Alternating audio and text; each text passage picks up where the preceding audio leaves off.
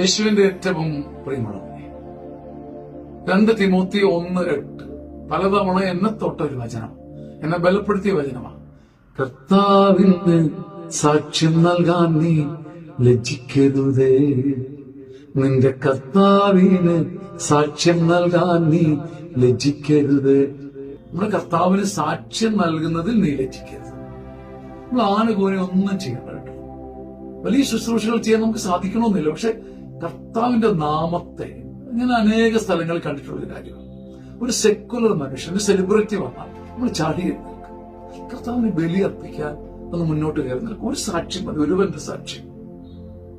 പക്ഷെ യാത്രക്കിടയിൽ ഒരു നന്മ നിറഞ്ഞേർന്ന് ചൊല്ലുന്നു, ഒരു സ്വർഗസ്ഥനായ പിതാവ് ചൊല്ലുന്നതായിട്ട് നീ കാണപ്പെട്ടാലും ഒരു സാക്ഷ്യം അത് കാണിക്കാൻ വേണ്ടിയിട്ടല്ല. പക്ഷെ നീ യാത്രക്കിടയ്ക്ക് സുവിശേഷ ഗ്രന്ഥം നിന്റെ പോക്കറ്റ് ബൈബിൾ എടുത്തൊന്ന് തുറക്കുന്നതായിട്ട് കാണിച്ചാൽ, ചിലപ്പോൾ കാണിക്കാൻ വേണ്ടിയാണെങ്കിൽ പോലും അതൊരു ഗ്രേറ്റർ വിറ്റ്നസ് ആണ്. എന്റെ കർത്താവിന് സാക്ഷ്യം നൽകാൻ നീ ലജ്ജിക്കരുത്. അതിനേക്കാൾ വലിയൊരു പ്രവൃത്തി നമുക്ക് ചെയ്യാനില്ല. ഈ സാക്ഷ്യത്തോടുകൂടി സാക്ഷ്യപേടകത്തിന്റെ ശക്തി മുഴുവൻ, വാഗ്ദാനങ്ങളുടെ പവർ മുഴുവൻ നമ്മളെ ചൂഴ്ന്നു നിൽക്കും. എന്റെ കുഞ്ഞനുഭവം അതാണ്. നിങ്ങൾക്കതിന്റെ വാശി വരട്ടെ.